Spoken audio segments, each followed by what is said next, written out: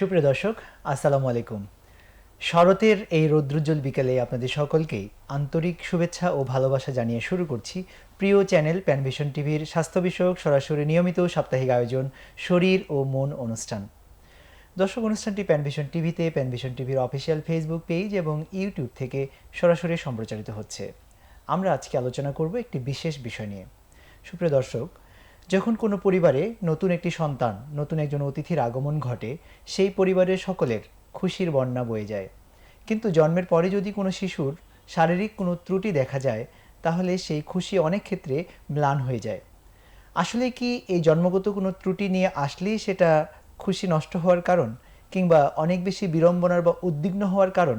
এই সবগুলোর কি কোনো চিকিৎসা রয়েছে? এবং সঠিক সময়ে কোনটা কিভাবে চিকিৎসা করলে সেই শিশুটিও সুন্দর, সুস্থ, স্বাভাবিক মানুষ হিসেবে গড়ে উঠতে পারে, এই বিষয়গুলো জানা প্রত্যেকটি অভিভাবকের জন্য অতীব জরুরি। আর এজন্যই আমরা আজকে শিশুদের জন্মগত কিছু ত্রুটি এবং সেটার চিকিৎসা নিয়ে আলোচনা করব।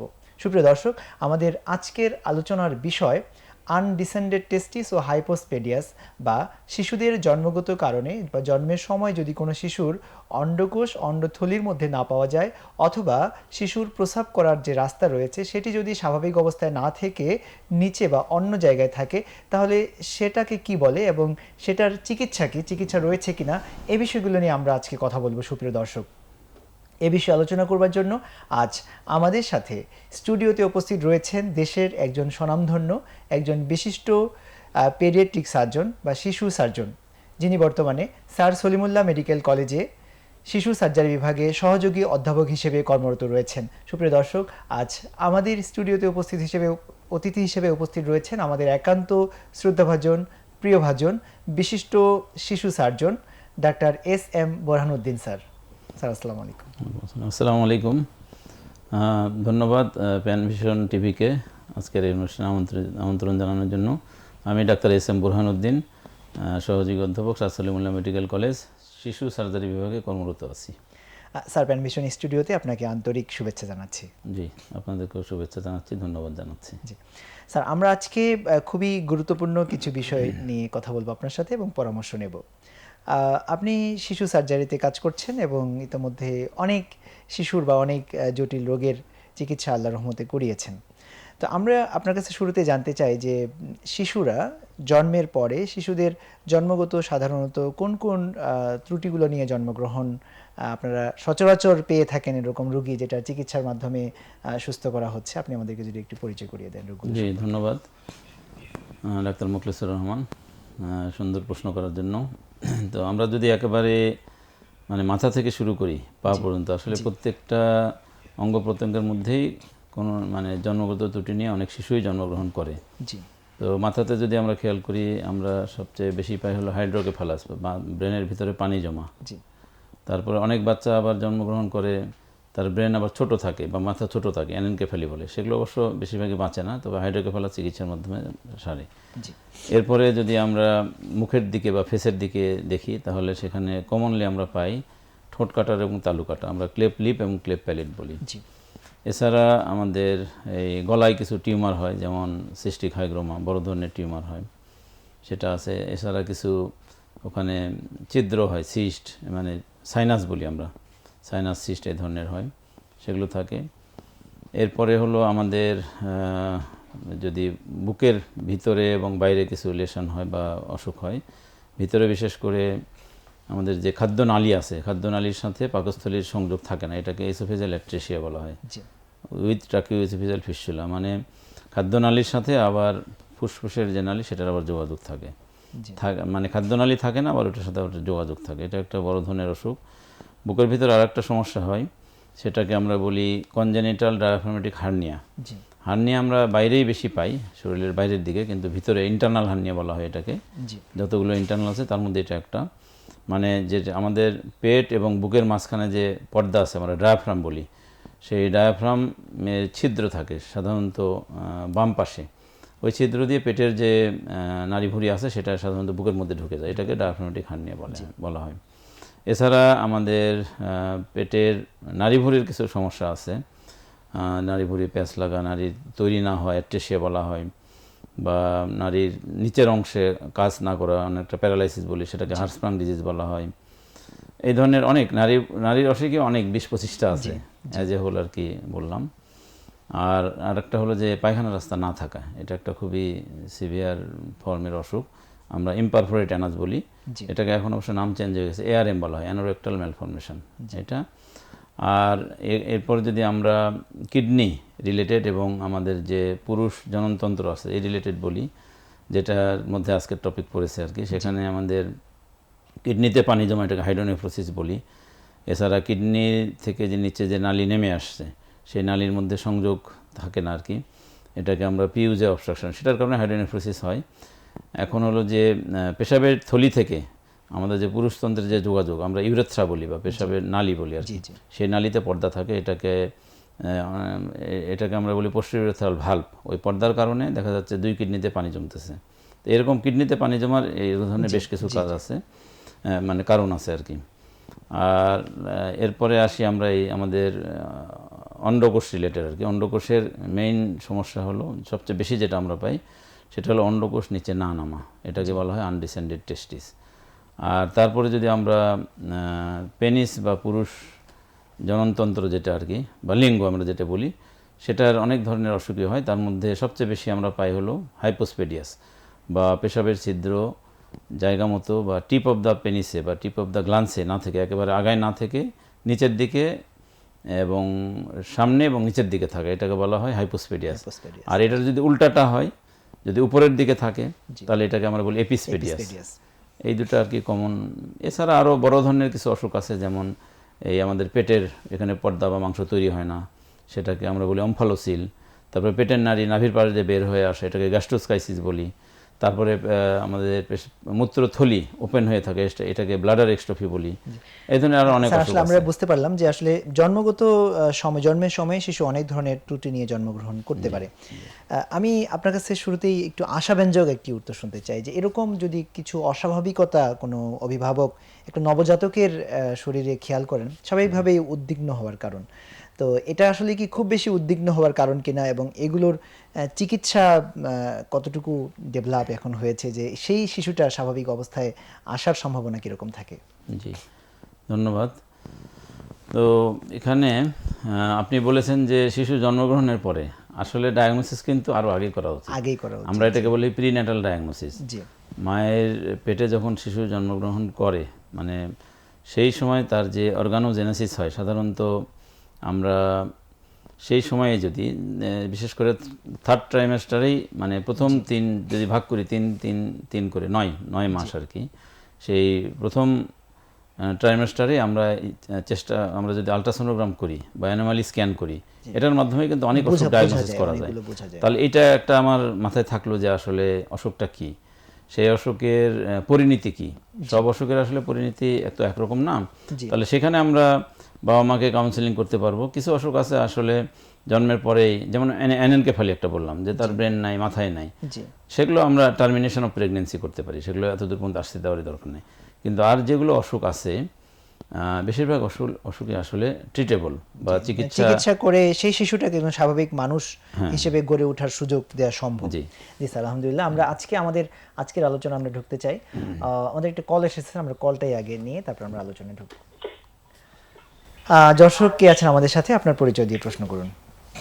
আসসালামু আলাইকুম, আমি শরীফুল ছিলাম মিরপুর থেকে। আমার প্রশ্নটা হচ্ছে, যখন বাচ্চা জন্মগ্রহণ করার পর যদি অন্ডকোষ স্বাভাবিক জায়গায় না থাকে, সেক্ষেত্রে যদি চিকিৎসা না করা হয়, তাহলে জটিলতাগুলো কি কি আসতে পারে? জি দর্শক, স্যার আমাদের আজকের আলোচনার একেবারে প্রাসঙ্গিক একটি প্রশ্ন তিনি করেছেন। এর উত্তরটাকে স্যার আগে দিয়ে দিবেন কিনা? উত্তর দেওয়া যাবে, অসুবিধা নেই স্যার। উত্তরটা এটা হলো যে কোনো অসুখই আসলে যেটা চিকিৎসা করা দরকার, সেটা নন সার্জিক্যাল হোক বা সার্জিক্যাল হোক, তার তো চিকিৎসা আসলে লাগবেই। তো এইখানে মূলত আমরা চিকিৎসা করি, সার্জারি করি আর কি, মানে অন্ডকোষটা যেহেতু উপরে আছে আমরা নামিয়ে দিই, নিচে অপারেশনের মাধ্যমে নামিয়ে দিই। তো এখন যদি না নামানো হয়, তাহলে এখানে আমাদের বুঝতে হবে যে অন্ডকোষের কাজ কি। তো না নামালে অসুবিধা কি। অন্ডকোষের মূলত 2টা কাজ। একটা আমরা বলি হলো যে হরমোন তৈরি করা, আমাদের টেস্টোস্টেরন নামক হরমোন আছে, পুরুষ হরমোন, যেটার মাধ্যমে পুরুষের বৈশিষ্ট্য প্রকাশ পায়। আমরা যেখানে 2জন পুরুষ আছি, আমাদের দেখলে বোঝা যায় যে আমরা পুরুষ। তো এই পুরুষ হরমোন তাহলে তার যদি অন্ডকোষ জায়গা মতো না থাকে বা যদি না থাকে অন্ডকোষ তাহলে সেটা তৈরি হবে না। আর 2 নম্বর হলো স্পার্ম তৈরি করা। আরও অনেক কাজ আছে, এই দুটো স্পার্ম তৈরি করলে কী হবে, স্পার্মের মাধ্যমে সে ভবিষ্যতে বড় হবে, বিয়ে শাদী করবে, তার বাচ্চা কাচ্চা হবে। তো এখন যদি অন্ডকোষ আপনার জায়গা মতো না থাকে, যেটা আমরা অন্ডথলি বলতেছি, সেখানে ঝুলে থাকবে 2টা অন্ডকোষ। তো এখানে না, এখানের একটা আল্লাহ পাক এইভাবেই তৈরি করেছেন যে ওখানে থাকলে তার সব কিছু মেনটেন হবে, সে বড় হবে, ম্যাচুরেশন হবে, তারপরে যে 2টা কাজ বললাম কাজগুলো আসলে স্বাভাবিকভাবে সে করতে পারবে। কিন্তু যখনই উপরে থাকতেছে, গবেষণা করে দেখা গেছে যে 1 ডিগ্রি সেন্টিগ্রেড তাপমাত্রা বেশি থাকে এই অন্ডথলির চেয়ে উপরে।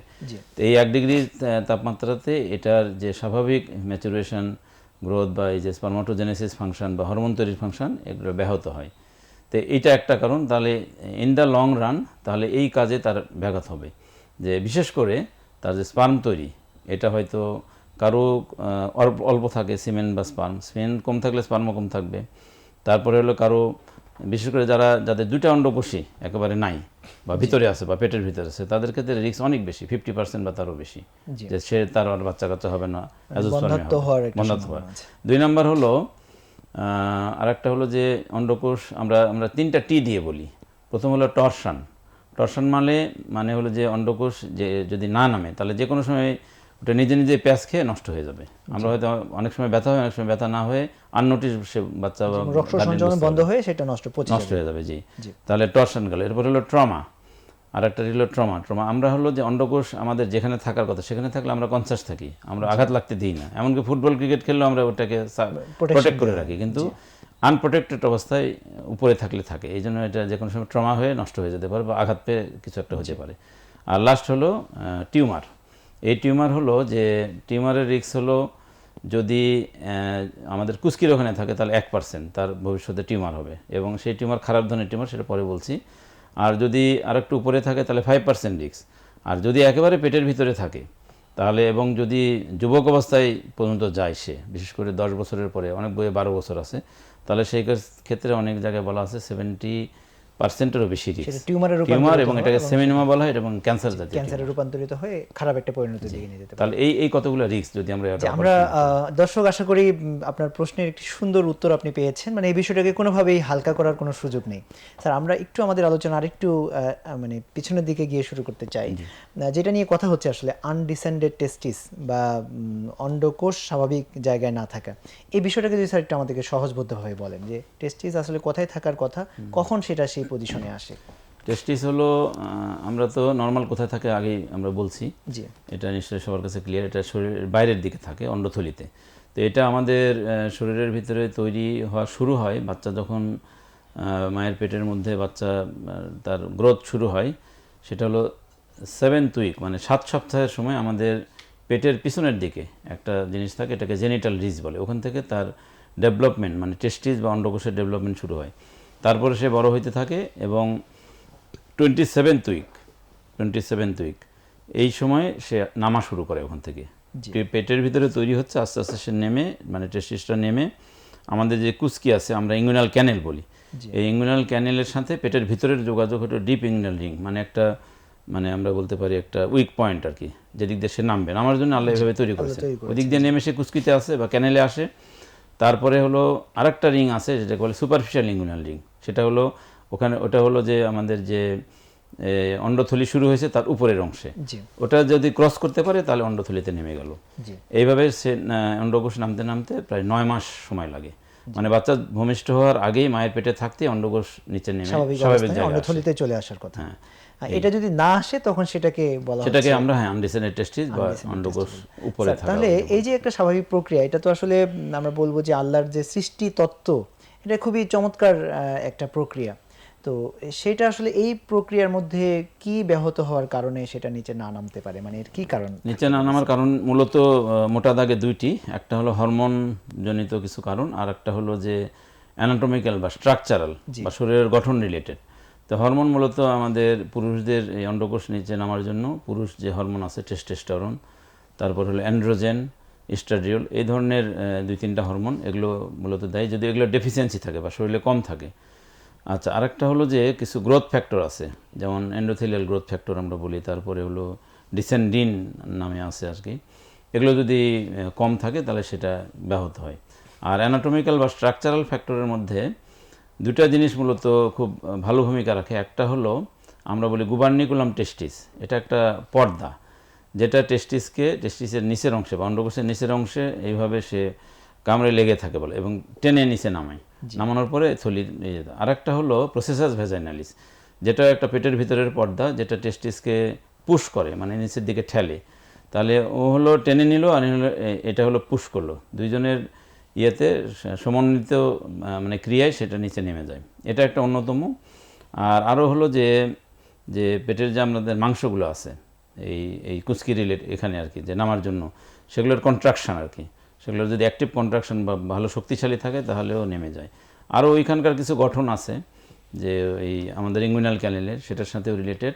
আর লাস্টলি হলো যে প্রি ম্যাচুরিটি, যেসব বাচ্চা দুর্বল, যেসব বাচ্চা আগে হয়ে যায়, আমাদের সাধারণত 36 সপ্তাহের পরে একটা বাচ্চা জন্মগ্রহণ করার পরে তার আগে 7 মাস 8 মাসে হয়ে গেল এবং তার ওয়েট অনেক কম, সাধারণত আমাদের দেশের জন্য 2.5 কেজি আমরা অ্যাভারেজ ওয়েট বলি, যদি ওজন 1.5 কেজি হয় 1 কেজি হয়, সেসব ক্ষেত্রেও রিস্কটা অনেক বেশি, সেটা হলো প্রায় 30%-এর উপরে তাদের আনডিসেন্ডেড টেস্টিস থাকবে। জি স্যার, তাহলে আমাদের এখন প্রশ্নটা হচ্ছে যে জন্মের পরে যদি কোনো অভিভাবক, তাহলে আমার মনে হয় স্যার আপনার কাছ থেকে আমাদের দর্শক একটা ভালো মেসেজ পেয়েছেন যে কোনো ছেলে বাবু যদি জন্মগ্রহণ করে, তো জন্মের পরে তার স্বাভাবিকভাবে পুরো শরীর যেভাবে দেখতে হবে, পাশাপাশি তার অন্ডথলিতে মানে অন্ডকোষগুলো রয়েছে কিনা সেটা তো খেয়াল করতে হবে অবশ্যই। কোনো এরপরে স্যার প্রশ্নটা হলো যে অভিভাবকরা যদি খেয়াল করেন যে বাচ্চার টেস্টিস বা অন্ডকোষ স্বাভাবিক অবস্থানে নেই বা অন্ডথলির মধ্যে নেই, একটাই কিংবা দুইটাই, এই সময়ে তারা কি করবেন? এই সময় একটা আপনি তো আগে উত্তর দিয়ে দিয়েছেন যে আমরা আসলে এখন যে কোনো বাচ্চা ভূমিষ্ঠ হলে নিয়ম হলো রুটিন চেক আপ করা। সেটা একটু পেডিয়াট্রিশিয়ান বা নিউনেটোলজিস্ট করতে পারে বা একজন পেডিয়াট্রিক সার্জন করতে পারে। এখানে পরীক্ষা করার নিয়মই হলো আমাদের জেনিটালি অবশ্যই দেখতে হবে, সেটা পুরুষ হোক আর মহিলা। আর একটা হলো অরিফিসগুলো দেখতে হবে, যে আমার মুখ ঠিক আছে কিনা, নাক ঠিক আছে কিনা, পায়খানা রাস্তা ঠিক আছে কিনা। আর তার সাথে ভাইটাল অর্গান যেগুলো বাইরে থাকে, তার মধ্যে আমাদের চোখ আছে, নাক আছে, কান আছে, তারপরে হলো যে অন্ডকোষ আছে, এটা অবশ্যই। তাহলে এটা একটা গেল। এটা যখন আমরা দেখব ডাক্তার হিসাবে, তখন তাদেরকে সাথে সাথে বলে দিব যে আপনি একজন, এগুলোর যারা সাধারণত চিকিৎসা করেন, আমরা পেডিয়াট্রিক সার্জন করি, ইউরোলজিস্টরা করি, অনেক সময় বড় হলে জেনারেল সার্জনরাও করে, সেটা যে কোনো হোক একজন সার্জনের কাছে পাঠাতে হবে। তো পাঠাইলে তখন তাকে আমরা বলে দিব যে আপনি চেক আপে থাকবেন, এবং এই চেক আপের নিয়ম হলো যে 3 মাস পর্যন্ত। কারণ 3 মাস পর্যন্ত এটা আমরা আমাদের গবেষণা করে দেখা গেছে যে 3 মাস পর্যন্ত এমনি এমনি নামতে পারে। যেমন ধরেন ওই যে আমি বললাম লো বার্থ ওয়েট বেবি, হ্যাঁ, তাদের ক্ষেত্রে তো নামার সম্ভাবনা আছে। এমনি এটার পার্সেন্টেজ হলো 1 থেকে 3%। তাহলে এই বাচ্চার প্রিম্যাচুরিটির জন্য কিন্তু এত বেশি পার্সেন্টেজ, তাহলে এই পার্সেন্টেজ কমে আসবে আস্তে আস্তে। এই জন্য সব সে হেলদি বাচ্চা হোক আর এরকম হোক, তাকে 3 মাস পর্যন্ত আমরা অবজার্ভ করতে বলবো। ওই বাপ মা নিজেই দেখবে, আর মাসে মাসে বা একবারে 3 মাস পরে আমাদের কাছে আসবে। এরকম হলে আমরা 3 মাস পর্যন্ত অপেক্ষা করার কথা বলা হয়, যে সেটা স্বাভাবিক অবস্থানে 3 মাসের মধ্যে আসে। এটা হলো সর্বনিম্ন 3 মাস। এখন এটা একবারে বলে দিই উত্তর, ম্যাক্সিমাম হলো 6 মাস বলা হয়েছে। মানে কোনো বইয়ে বলা হয়েছে বা লিটারেচারে বলা হয়েছে যে 3 মাসের পরে যে টেস্টিস নামবে না সেটা কখনোই নামবে না। আর কোথাও বলা হয়েছে 6 মাস পর্যন্ত দেখেন। আর ম্যাক্সিমাম লিমিট হলো 1 বছর। যারা অনেকে একটু ভয় পায় গার্ডিয়ানরা, যে এত ছোট বাচ্চা আমি অপারেশন করব, ভয় পায় স্বাভাবিক, সেই ক্ষেত্রে আমরা বলি 1 বছর। স্যার এরকম হওয়ার পরে তাহলে যাদের 3 মাস 6 মাস বা 1 বছরের মধ্যে নেমে গেল, সে তো একটা সুস্থ স্বাভাবিক জীবনে চলে আসলো। যাদের ক্ষেত্রে এই সময়ে পরও স্বাভাবিক অবস্থানে যদি টেস্টিস নিচে নেমে না আসে, তার চিকিৎসা কি? হ্যাঁ, স্বাভাবিক অবস্থায় নেমে না আসলে 3 মাস পর থেকে যেটা শুরু হয় আর কি, যেটা উত্তর আমি আগেই দিয়েছি, বিশেষ করে এই যে স্পার্ম তৈরির যে বিষয়টা, সেটা আস্তে আস্তে ক্ষতিগ্রস্ত হতে থাকে। কারণ এখানে আমরা জার্মিনাল এপিথেলিয়াম বলি টেস্টিসের, এবং এই জার্মিনাল এপিথেলিয়াম আস্তে আস্তে ডিস্ট্রয় হওয়া শুরু করে টেস্টিসটা জায়গা মতো না থাকার কারণে। এই জন্য আমরা তাহলে যত দেরি করতে থাকবো তত ওই যে রিস্কটা বেড়ে যাবে, ইনফার্টিলিটি রিস্ক বেড়ে যাবে, এই স্পার্ম তৈরি কমে যাবে, টেস্টিসের ফাংশন আরও যেগুলো আছে সেগুলো ব্যাহত হবে। এই জন্য আমরা 3 মাসে আসলেই তখন বলবো যে যেহেতু নামে নাই, আমরা তখন পরীক্ষা করি। আলট্রাসোনোগ্রাম একটা হলো সবচেয়ে সহজলভ্য পরীক্ষা, করে আমরা দেখি। প্রথম হলো যে আমি পরীক্ষা করে আমি এক্সামিনেশন করে দেখব যে টেস্টিসটা কোথায় আছে। যদি শিওর না হই বা আমাদের কনফিউশন থাকে, তাহলে সেক্ষেত্রে আলট্রাসোনোগ্রাম করবে, করে তারপরে আমরা ইভ্যালুয়েশন করব, করার পরে তাকে অপারেশনের প্ল্যান তখনই দিয়ে দিব যে 3 মাস হয়ে গেছে, আপনি এখনও করতে পারেন, নাহলে আপনি আরও 3 মাস অপেক্ষা করেন, 6 মাস পর্যন্ত অপেক্ষা করেন, জি করে তারপর আমরা সার্জারির প্ল্যান দিই। সার্জারি করে এটা কি স্যার স্বাভাবিক অবস্থানে নিয়ে আসা সম্ভব? জি, সার্জারি করে তো অবশ্যই সম্ভব ইনশাল্লাহ। কারণ হচ্ছে যে যদি টেস্টিসটা এই কুস্কির ওখানে থাকে, ইঙ্গুইনাল ক্যানেলে থাকে, তাহলে এটা খুব সহজে আমরা নামাইতে পারি। আর যদি কোনো কারণে এখানে না থাকে, তাহলে পরবর্তী থাকার সবচেয়ে সম্ভাবনা বেশি যেখানে সে তৈরি হয়েছিল পেটের ভিতরে, অথবা পেটের ভিতর থেকে আসার সময় যে ডিপ ইঙ্গুইনাল রিং বলেছিলাম ওখানে আটকে আছে, তাহলে ওখান থেকে নামাইতে গেলে তখন আমাকে ওপেন অপারেশনে নামানো যাবে না, তখন আমাদেরকে ল্যাপারোস্কোপি করতে হবে। এবং ল্যাপারোস্কোপির মাধ্যমেও কোনোটা আমরা একবারে নামাতে পারি, কোনোটা স্টেজড অপারেশন বা 2 বারে নামাইতে পারি। একাধিক সেটআপে অপারেশন লাগতে পারে। 2 বার সাধারণত করা হয়। স্যার স্বাভাবিকভাবেই তো আমাদের বেশিরভাগ মানুষ বা সবাই কম বেশি অপারেশনে ভয় পায়, এবং মানুষের একটি প্রচলিত ধারণা আছে যে এটা কোনো ওষুধ দিয়ে ভালো করা সম্ভব কিনা। অনেকে বিভিন্ন কবিরাজির কাছে যায়, অথবা বিভিন্ন ধরনের হোমিও ওষুধের দিকে অনেকে ঝুঁকে পড়ে। আমি জাস্ট বুঝাতে চাচ্ছি যে অপারেশনে কি সমাধান, কোনো ঔষধ দিয়ে কি এটার কোনো প্রচেষ্টা চালানোর সুযোগ আছে কি? এটা আসলে এখন লেটেস্ট যে মানে তথ্য আর কি, সেটা আমরা অলরেডি বলছি, কিন্তু এর আগে কিছু চিকিৎসা হরমোনাল করা হইতো যে টেস্টিস নামে কিনা, কিন্তু আসলে শেষ পর্যন্ত এখন এটাই মানে গবেষণার ফল যে আসলে এগুলো করে কোনো লাভ হয় না। যেটা নামবে সেটা আল্লাহর রহমতে স্পন্টেনিয়াসলি নামবে। এই জন্য কোনো ওষুধ, সেটা হোমিওপ্যাথি হোক, কবিরাজি হোক, বা আমাদের এই যে হরমোনাল থেরাপি হোক, এগুলো দিয়ে আসলে লাভ হয় না। অনেক ধন্যবাদ স্যার। আমরা আসলে বুঝতে পারলাম যে যদি এরকম হয় সেটা উদ্বিগ্ন হওয়ার কোনো কারণ নেই, একটা নির্দিষ্ট সময় অপেক্ষা করার পরে সেটা সার্জারি করার মাধ্যমে স্বাভাবিক অবস্থানে নিয়ে আসা সম্ভব। অনেক ধন্যবাদ স্যার। আমাদের একটি বিরতি সময় হচ্ছে, আমরা বিরতির পরে পরবর্তী আলোচনায় ফিরে আসছি। তো স্যার আমরা আপনার কাছ থেকে আনডিসেন্ডেড টেস্টিস এই শব্দটা আমাদের দর্শকদের জন্য অনেকের কাছে হয়তো বা অপরিচিত। আপনি যেভাবে সরলভাবে আমাদেরকে বুঝিয়ে দিলেন, আশা করি দর্শকেরা সচেতন হবেন। এবং স্যার এই প্রাসঙ্গিক আমি আরেকটি প্রশ্ন করি যে অনেক সময় আমরা অনেক বড়দের ক্ষেত্রেও এটা খেয়াল করেছি যে তার আনডিসেন্ডেড টেস্টির অবস্থায় সে বড় হয়েছে, হয়তোবা সে এখন যৌবনে পৌঁছেছে অথবা একটা নির্দিষ্ট বয়সে সে পৌঁছেছে। তো পরবর্তী সময়ে যদি কেউ ডাক্তারের কাছে আছে, তখনকার সমাধান কি? তখনকার আসলে খুব একটু মানে কোশ্চেনটা মানে কঠিনই বলা যায় আর কি। সেই ক্ষেত্রে আমি এরকম রোগী পেয়েছি যে অ্যাডাল্ট অবস্থায় তারা এসেছে। তো সেই ক্ষেত্রে সমাধান হলো যে চিন্তা করতে হবে যে আল্লাহ পাক যে অঙ্গ যেখানে দিয়েছেন সেখানে না থাকলে কিন্তু তখন একটা সাইকোলজিক্যাল সমস্যা হয়। যেমন আমার একটা রোগীর কথা বলবো যে এই রোগীটা আমার কাছে নিয়ে এসেছিল তার ওয়াইফ, মানে সে রুগী কিন্তু নিজে আসে নাই, মানে বিয়ে হওয়ার পরে সে আমার কাছে এসেছে। তার মানে কি, এখন হলো যে অন্ডকোষ এইখানে না থাকার কারণে তাদের আসলে এখন এটা যে এখানে থাকা দরকার, তার ওয়াইফও এটা ফিল করছে, এই জন্য নিয়ে আসছে। তো সেই ক্ষেত্রে আমরা তাদেরকে কাউন্সেলিং করতে পারি যে এতদিনে তার এই স্পারমাটোজেনেটিক ফাংশন কিন্তু নাই, কিন্তু হরমোনাল ফাংশন আছে। আর একটা হলো কসমেটিক প্রবলেম, আর একটা হলো সাইকোলজিক্যাল, যে এটা এখানে থাকার দরকার, থাকে তার ওয়াইফও চাচ্ছে যে এটা এখানে থাকবে, আর একজন পুরুষ হিসাবে তো আমরা চাই। তো সেই ক্ষেত্রে আমরা যদি সেটা সম্ভব হয় অপারেশন করে নামিয়ে দিলে সমস্যা, তখনও অপারেশন করার সুযোগ থাকে।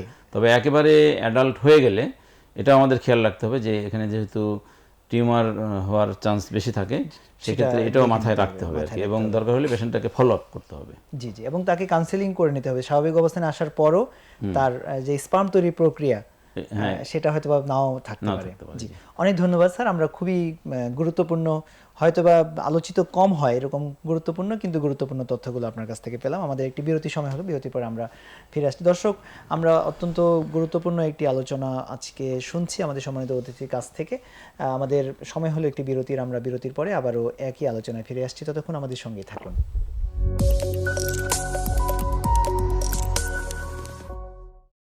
সুপ্রিয় দর্শক, বিরতির পরে আপনাদের আবারও স্বাগত জানাচ্ছি প্রিয় চ্যানেল প্যানভিশন টিভির স্বাস্থ্য বিষয়ক সরাসরি নিয়মিত সাপ্তাহিক আয়োজন শরীর ও মন অনুষ্ঠানে।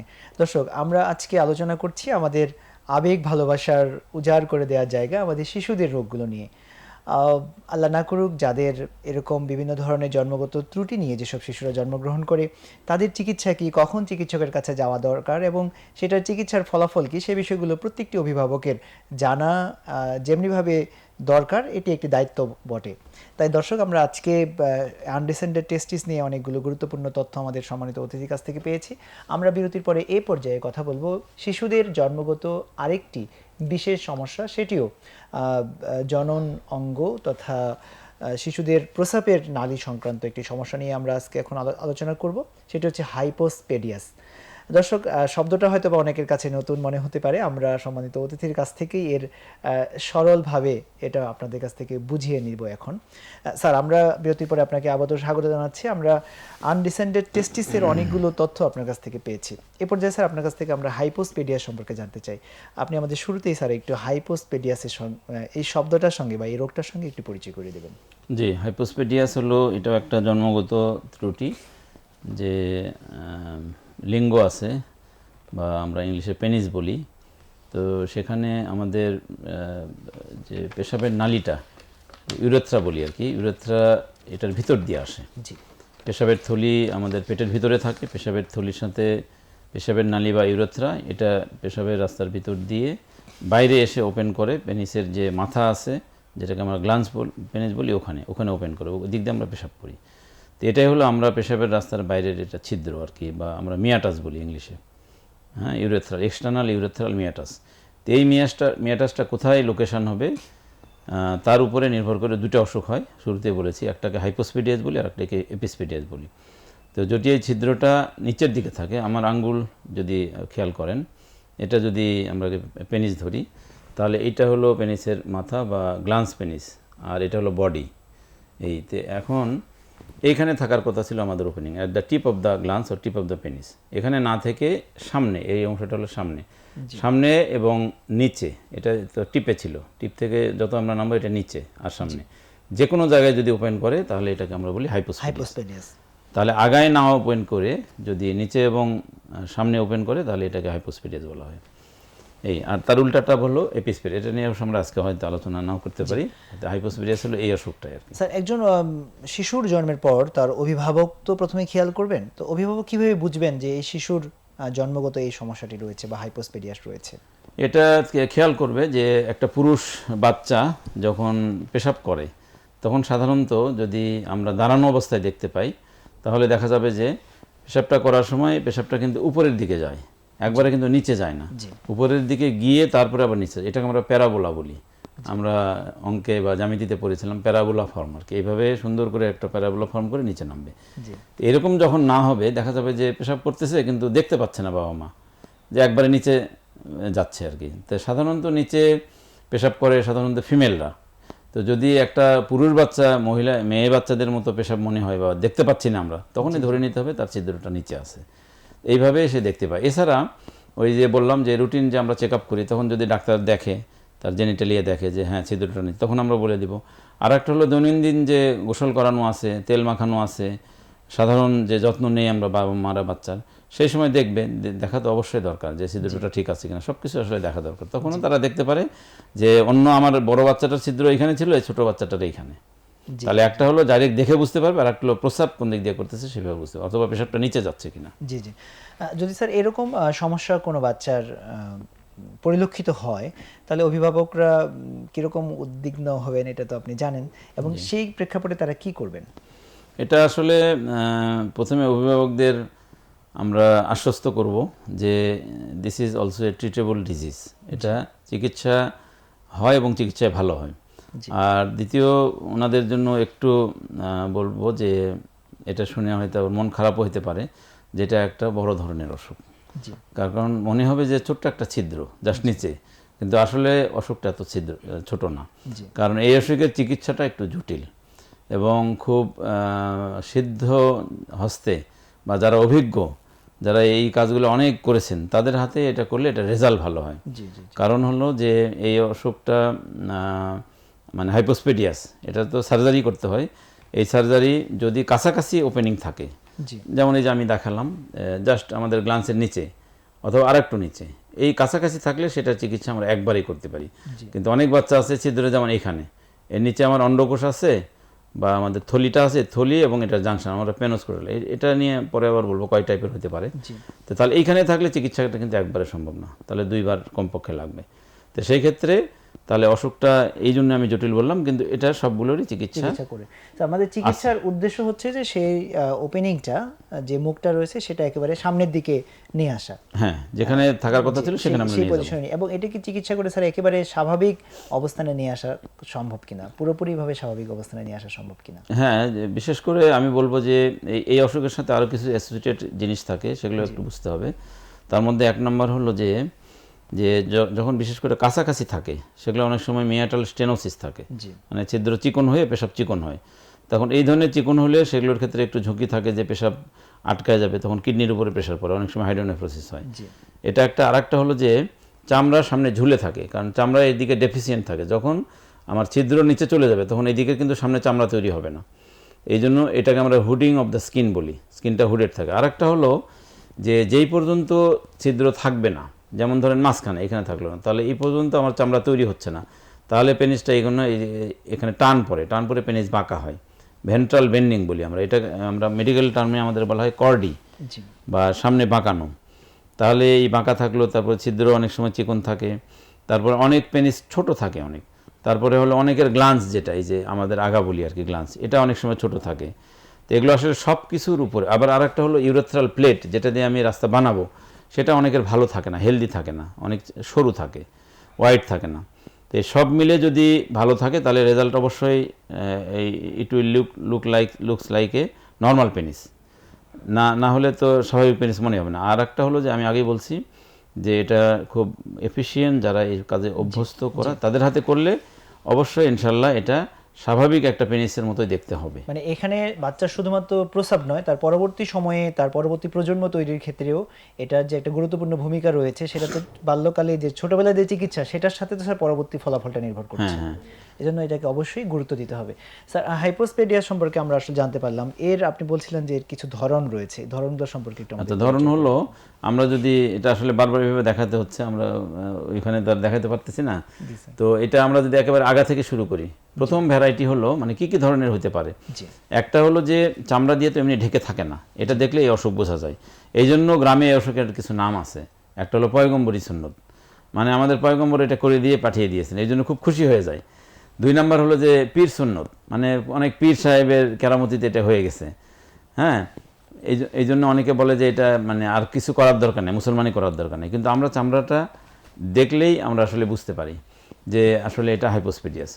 তো এখন প্রশ্ন হলো যে কত ধরনের হতে পারে। তো ঢাকা যদি থাকে এবং ভিতরে যদি অনেক বেশি মোটা তার ফুটাটা হয়, এটাকে বলা হয় মেগামিয়াটাস, এটা প্রথম ভ্যারাইটি। মানে মিয়াটাস মানে ওপেনিংটা বড়। এরপরে হলো যে গ্লান্সের কাছে, যে আমাদের মাথায় যে মোটা অংশ আছে তার নিচে থাকলে ওটাকে গ্ল্যান্ডুলার হাইপোস্পেডিয়াস বলে। তারপরে আরেকটু নিচে চামড়ার জাস্ট কাছাকাছি, সেখানে এটাকে বলে করোনাল হাইপোস্পেডিয়াস। তারপরে হলো যে আরেকটু নিচে, এটাকে বলে ডিস্টাল পেনাল হাইপোস্পেডিয়াস। আরেকটু তারপরে মাঝখানে, এটাকে বলে মিড পেনাল হাইপোস্পেডিয়াস। তারপরে হলো একেবারে গোড়ার দিকে, এটাকে বলা হয় প্রক্সিমাল পেনাল হাইপোস্পেডিয়াস। আর দুটার মাঝখানে যদি থাকে তাকে বলা হয় পেনোস্ক্রোটাল হাইপোস্পেডিয়াস। তো এতগুলো আসলে ভ্যারাইটি, এই ভ্যারাইটির উপরে নির্ভর করে আসলে চিকিৎসা করা হয়। স্যার, আমাদের একটা ফোন এসেছে, আমরা ফোনের প্রশ্নটি নিয়ে আবার আলোচনায় ফিরে আসবো ইনশাআল্লাহ। সুপ্রিয় দর্শক, কে আছেন আমাদের সাথে, আপনার পরিচয় দিয়ে প্রশ্নটি করুন। আমার একটা প্রশ্ন ছিল, সেটা হচ্ছে যে হাইপারস্পেডিয়াসের চিকিৎসায় অপারেশন কি সব শিশুর প্রয়োজন, আর যদি সেটা প্রয়োজন হয় তাহলে কি করণীয়? স্যার, প্রশ্নটি নিশ্চয়ই বুঝতে পেরেছেন যে এটা সমাধান কি আসলে সার্জারির মাধ্যমেই শুধুমাত্র সম্ভব কিনা। আচ্ছা, ধন্যবাদ দর্শক আপনাকে সুন্দর প্রশ্ন করার জন্য। তো এখানে যেমন আমরা আগের ডিজিজে বললাম অপারেশন লাগবেই, এইখানে একটু কথা আছে, সেটা হলো যে এই ছিদ্রটা যে আমরা দেখাইলাম যে কোথায় হবে তার উপর নির্ভর। যেমন প্রথমটা বলছি আমরা মেগামিয়াটাস উইথ ইনট্যাক্ট প্রিপিউস, যে ছিদ্র ভিতরে আছে কিন্তু বড় আছে, চামড়া দিয়ে ঢাকা আছে। তাহলে এই ক্ষেত্রে আমরা শুধু মুসলমানি যদি করে দিই, চামড়াটা কেটে দিই মুসলিম বাচ্চাদের ক্ষেত্রে, তাহলে সমস্যা নাই। বড় মিয়াটাস থাকবে, পেশাব একটু ঝরঝর করে পড়বে, একটু মোটা হয়ে পড়বে, এই সমস্যা। কিন্তু এটা দিয়ে যদি সে ভবিষ্যতে বিয়ে শাদী করে, তারপরে তার মেলামেশাও সমস্যা হবে না, তার যে স্পার্ম জায়গা মতো সিমেন্টটা জায়গা মতো সেটাও সমস্যা হবে না, বাচ্চা কাচ্চা সব ইনশাল্লাহ হবে। তাহলে শুধু দেখতে সমস্যা যে মিয়াটাসটা বড়। আর একটা হলো যে আরও 2 ভ্যারাইটি বললাম, যেটা একেবারে কাছাকাছি গ্ল্যান্ডুলার, আর একটা হলো করোনাল। এই দুটা এত কাছাকাছি থাকে এবং সেগুলো যদি স্টেনোসিস না থাকে, মুখ বন্ধ না থাকে, যদি ভালোভাবে ওই দিক দিয়ে পেশাব বের হয়। তাহলে এটার ক্ষেত্রেও যদি আমরা ওই চামড়া এক্সট্রা কেটে দিই, সুন্দর করে শেপ করে দিই, যদি পেশেন্ট না চায়, কিন্তু এগুলোর ক্ষেত্রেও কিন্তু ইন্ডিকেশন আছে করার, যে করতেই হবে। কিন্তু কেউ যদি বলে যে ভবিষ্যৎ জীবনে যদি সময়, বিশেষ করে সবাই চিন্তা করে ভবিষ্যতে সে বিবাহ করতে পারবে কিনা, মিলামেশা করতে পারবে কিনা এবং তার বাচ্চা হবে কিনা, তাহলে এইসব ক্ষেত্রে তার সমস্যা হবে না, কিন্তু কসমেটিক প্রবলেম থেকে যাবে, দেখতে নর্মাল লুকিং পেনিস হবে না। এই জন্য কসমেটিক কারণে এটা করতে হবে। আরেকটা হলো যে এই হাইপোস্পিরিয়াস অপারেশন না করলে কি হয়, সেই সমস্যা জানলেই উত্তর পেয়ে যাবেন। সেটা হলো প্রথম হলো যে 1 নম্বর হলো যে দেখতে খারাপ লাগতেছে, যে অন্যদের পেনিস দেখা আর এটা একরকম না। এটা আমি পেডিয়াট্রিক্সের জন্য দেখলেই বুঝতে পারি, কিন্তু ওই যে মানুষ বলে যে না এটা পয়গম্বরী সুন্নত, এটা পীর সুন্নত, এটা ঠিক আছে, কিন্তু আসলে ঠিক নাই। 2 নম্বর হলো যে মুখ অনেক সময় ছোট থাকে, তাহলে এটা যদি আপনি না করেন, মুখ বড় না করেন, মুখ সামনে না নিয়ে যান, তাহলে তো পেশাব ঠিক মতো করতে পারবে না। 2। তারপরে 3 নম্বর হলো কসমেটিক হলো যে একটা নর্মাল সব কিছুর তো শেপ আছে, আমরা সব কিছু যেমন এই গ্লান্স আমরা বলি কনিক্যাল শেপ, তারপরে হলো যে ছিদ্রটা একটা থাকবে কি ফিশ মাউথ, মানে মাছের যে মুখ আছে সেরকম দেখতে হবে। তো আমরা আলটিমেটলি অপারেশন করে এটা করি। আরেকটা হলো কর্ডি, সবচেয়ে বড় হলো কর্ডি, যে বাঁকা থাকে যে। তো আপনি যদি পেনিস দেয় এবং সোজা আমি যদি না করে দিই, তাহলে সারা জীবন বাঁকা থাকলে কি হবে? 2টা ঘটনা ঘটবে। একটা হলো ইরেকশন যখন হবে, আমাদের নুনু যখন শক্ত হয় আর কি, এটাকে ইরেকশন বলি আমরা। ইরেকশন হলে সেটা পেইন হবে, ব্যথা হবে। 2 নাম্বার হলো এই ইরেকশন হইলেও এখানে বাঁকায় থাকবে, এই বাঁকা পেনিস দিয়ে সে ইন্টারকোর্স করা বা মেলামেশা যেটা আমরা বলি, সেটা করা ভালোভাবে সম্ভব না, সেই ক্ষেত্রেও সমস্যা হবে।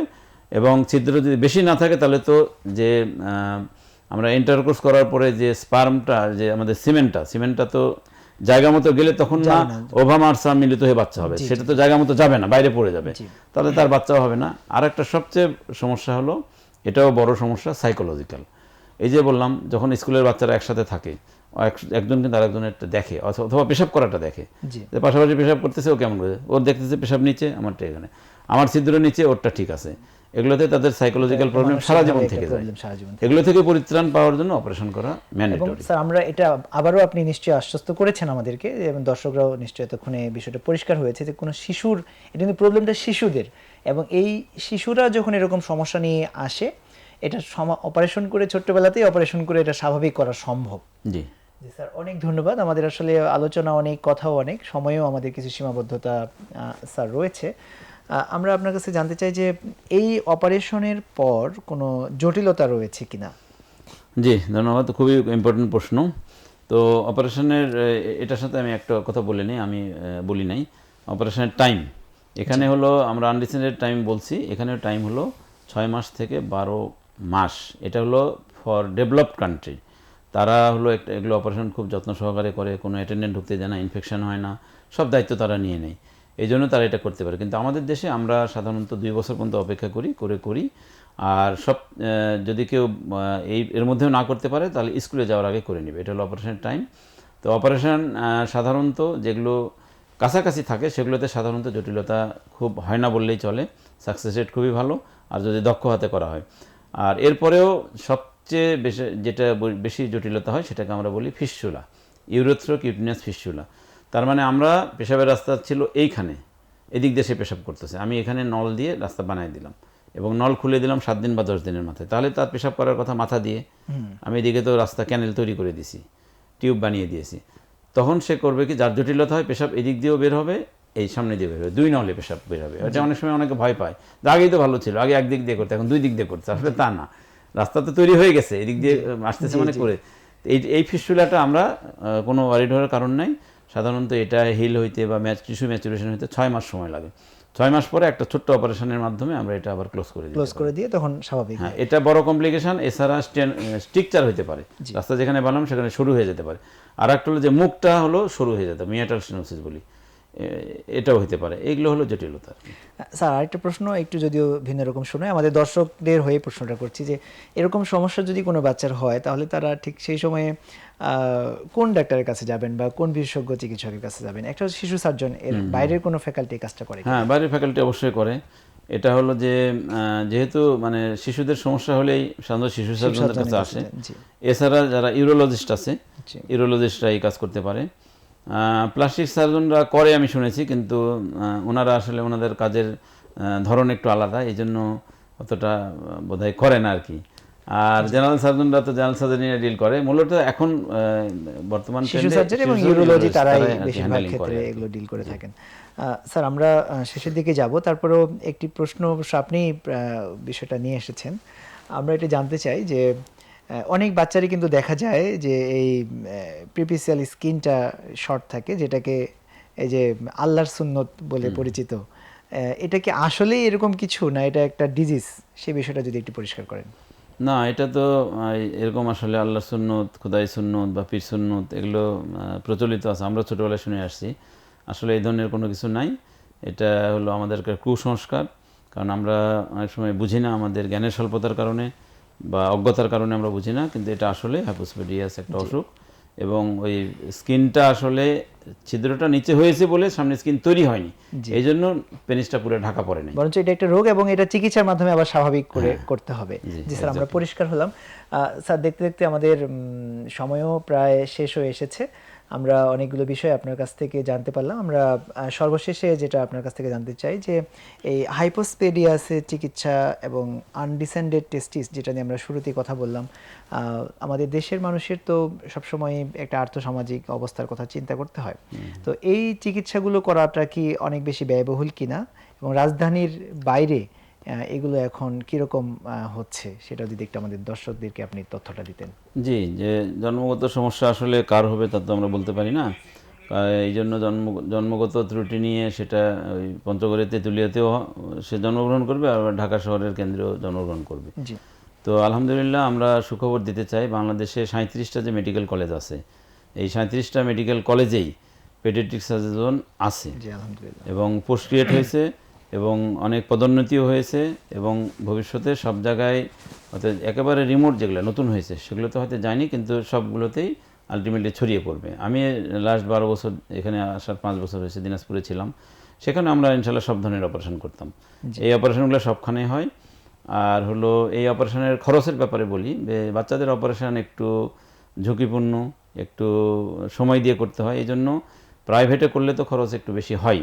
জি কিন্তু এটাও সুখবর যে যেহেতু আমি বললাম সব জায়গায় ব্রাঞ্চ আছে, ঢাকা শহরে আমি সলিমুল্লাহ মেডিকেল কলেজে আছি, যাদের সামর্থ্য নেই তারা সেখানে আসবে, কোনো অসুবিধা নেই। এখানে ঢাকা মেডিকেল আছে, এখানে শিশু হাসপাতাল আছে, জি জি সোহরাওয়ার্দী হাসপাতাল আছে, মুগদা মেডিকেল কলেজ আছে, সবখানে আমাদের শিশু সার্জন, শিশু সার্জারি ডিপার্টমেন্ট আছে, সবখানে ইনশাল্লাহ হবে। জি আমরা এই বিষয়টিও পরিষ্কার হলাম। আমরা স্যার অনুষ্ঠান শেষ করতে যাচ্ছি। অতীব গুরুত্বপূর্ণ, অতীব জরুরি এবং ক্ষেত্র বিশেষে অভিভাবকদের জন্য উদ্বিগ্ন হবার মতো কিছু বিষয় আপনার আলোচনা শোনার মাধ্যমে আশা করি আমাদের দর্শকেরা অনেক আশান্বিত হয়েছেন বা হবেন, এবং এর মাধ্যমে শিশুদের সঠিক চিকিৎসা করে তাদের ভবিষ্যৎ জীবনের জন্য একটি সুন্দর, কর্মক্ষম এবং উপভোগ্য জীবন উপহার দেওয়ার ক্ষেত্রে রসদ আমাদের আলোচনা থেকে তারা পাবেন। স্যার, সর্বশেষে আমাদের দর্শকদের উদ্দেশ্যে তাদের শিশুদের সুন্দরভাবে গড়ে ওঠার জন্য যদি বিশেষ কোনো পরামর্শ থাকে শেষ মিনিটে স্যার আমাদের দর্শকদের উদ্দেশ্যে আপনি দিলে আমরা অনুষ্ঠান শেষ করবো ইনশাআল্লাহ। জি, ধন্যবাদ। আমি দর্শকদের উদ্দেশ্যে বলবো যে আসলে শিশু, একটা সুস্থ শিশু এটা আল্লাহর একটা নিয়ামত। আবার অনেকে দেখবেন যে বাচ্চা কাচ্চাই হয় না, সেটাও একটা নিয়ামত। আবার সুস্থ শিশু অবশ্যই নিয়ামত। এই জন্য আল্লাহ পাকের দরবারে শুকরিয়া জ্ঞাপন করা দরকার সুস্থ শিশুর জন্য। যখনই বাচ্চা পেটে আসবে তখন থেকে আসলে চেক আপে থাকতে হবে। আমি বলছি এটা শুরুতেই, 3 মাস যখন হয় তখন একটা আলট্রাসোনোগ্রাম করলে বোঝা যায়। ভালো সোনোলজি যদি হয় তখন উনি বলে দিতে পারেন এই ধরনের জটিলতা আছে কিনা। তাহলে এটা আমরা অ্যাওয়ার হব যে আসলে সমস্যা আছে কিনা। তারপরে বাচ্চার যে ওখানে বড় হওয়ার জন্য যে বিষয়গুলো আছে, তা খাওয়া দাওয়া করা, কোনো সমস্যা থাকলে সেটা সমাধান করা। তারপরে ভূমিষ্ঠ হওয়ার পরে, ভূমিষ্ঠ অবশ্যই একটা হসপিটালে হইতে হবে, বাড়িতে করতে চাইলে হবে না। সেটা আপনি নর্মাল ডেলিভারি করার কোনো অসুবিধা নেই। সিজারিয়ান সেকশন অনেক সময় আমরা বলি যে করাচ্ছে, সেটা তো কথা না। আপনি নর্মাল ডেলিভারি যান, ভালো ডাক্তারের কাছে যান, আপনার কাছের উপজেলা কমপ্লেক্সে যান, কোনো অসুবিধা নেই। জন্মগ্রহণ করার পরে একজন শিশু ডাক্তার অবশ্যই দেখাবেন। তারপরে যদি কোনো সমস্যা থাকে সেগুলো তো আমরা আলোচনা করলাম। আমরা সব জায়গায় ইনশাল্লাহ ছড়িয়ে আসি, যে অসুখই হোক আমরা এটার চিকিৎসা দিতে সামর্থ্যবান। যদি কোনো কারণে উপজেলা বা ডিস্ট্রিক্ট লেভেলে না হয়, আপনারা মেডিকেল কলেজে যাবেন। মেডিকেল কলেজে আমাদের এখন 37টা গভর্নমেন্ট মেডিকেল কলেজ, এছাড়া নন গভর্নমেন্ট তো আরও বেশি হচ্ছে, 3 গুণ প্রায়। জি, অনেক ধন্যবাদ স্যার আপনাকে। আমরা জানি আপনি অনেক ব্যস্ত থাকেন, এই ব্যস্ততার মধ্য দিয়েও আপনার এই জ্ঞানের ছটা আমাদের জাতির উদ্দেশ্যে, আমাদের প্রত্যন্ত অঞ্চলের অনেক দর্শক আমাদেরকে দেখছেন, তাদের মাঝে ছড়িয়ে দেওয়ার জন্য আপনাকে আন্তরিকভাবে ধন্যবাদ জানাচ্ছি। জি, আবারও ধন্যবাদ প্যান ভিশন টিভিকে এবং ডাক্তার মোখলেসুর রহমান খুব সুন্দরভাবে আমাকে মানে প্রশ্নগুলো করেছেন এবং আমি সেইভাবে উত্তর দিয়েছি। জি দর্শক, আপনাদেরকেও আন্তরিকভাবে ধন্যবাদ। আমাদের আজকের আলোচনা তথা আমাদের প্রতিটি পর্বই মূলত আপনাদের জন্যই। এই রোগগুলো সম্পর্কে যদি আপনার জানা থাকে, সঠিক সময়ে সঠিক চিকিৎসার মাধ্যমে একটি সুন্দর জীবন উপভোগ আমরা সকলেই করতে পারি এবং এটি সকলের অধিকারও বটে। দর্শক, আপনাদের এই কল্যাণের জন্যই প্যানভিশন টিভির নিয়মিত সাপ্তাহিক আয়োজন করে চলছে। আশা করি আপনারা উপকৃত হচ্ছেন, উপভোগ করছেন। আজকের আলোচনা এখানেই শেষ করছি। পরবর্তী পর্বে আমরা ভিন্ন কোনো একটি বিষয় নিয়ে আবারও আলোচনা করব ইনশাআল্লাহ। আমাদের সঙ্গে থাকুন, ভালো থাকবেন, সুস্থ থাকবেন। আল্লাহ হাফেজ। আসসালামু আলাইকুম।